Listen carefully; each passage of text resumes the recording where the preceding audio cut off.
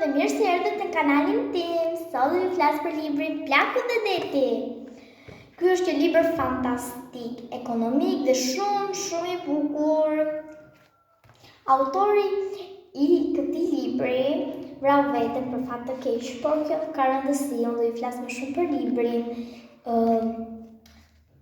Personazhi kryesor gjen një peshk shumë të madh, por gjatë rrugës që po kthehet në fshatin e tij, peshqit e tjerë ja hajnë sepse peshku është i plagosur. Dhe kur shkon, ngelin vetëm kocit e peshkut.